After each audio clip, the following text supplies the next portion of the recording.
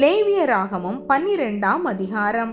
பின்னும் கர்த்தர் மோசேயை நோக்கி, நீ இஸ்ரவேல் புத்திரரோடே சொல்ல வேண்டியது என்னவென்றால், ஒரு ஸ்திரீ கர்ப்பவதியாகி ஆண் பிள்ளையை பெற்றால் அவள் சூதக ஸ்திரீ விலக்கமாயிருக்கும் நாட்களுக்கு சரியாக 7 நாள் தீட்டாயிருப்பாள்.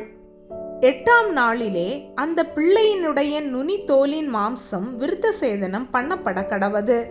பின்பு அவள் 33 நாள் தன் உதிர சுத்திகரிப்பு நிலையிலே இருந்து சுத்திகரிப்பின் நாட்கள் நிறைவேறும் அளவும் பரிசுத்தமான யாதொரு வஸ்துவை தொடவும் பரிசுத்த ஸ்தலத்துக்குள் வரவும் கூடாது. பெண் பிள்ளையை பெற்றாளாகில் அவள் 2 வாரம் சூதக ஸ்திரீயைப் போல தீட்டாயிருந்து பின்பு 66 நாள் உதிர சுத்திகரிப்பு நிலையிலே இருக்க கடவள்.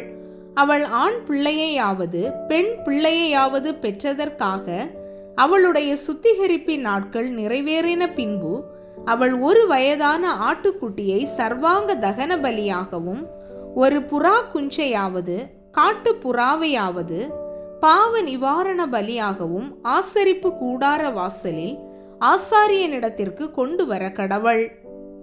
அதை அவள் கர்த்தருடைய சந்நிதியில் பலியிட்டு அவளுக்காக பாவ நிவர்த்தி செய்வானாக. அப்பொழுது அவள் தன் உதிர ஊரலின் தீட்டு நீங்கி சுத்தமாவாள். இது ஆண் பிள்ளையையாவது பெண் பிள்ளையையாவது பெற்றவளை குறித்த பிரமாணம்.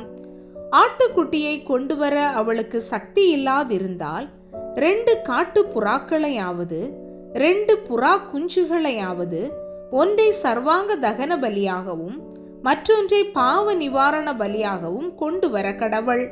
அதனால் ஆசாரியன் அவளுக்காக பாவ நிவர்த்தி செய்ய கடவன். அப்பொழுது அவள் சுத்தமாவாள் என்று சொல் என்றார்.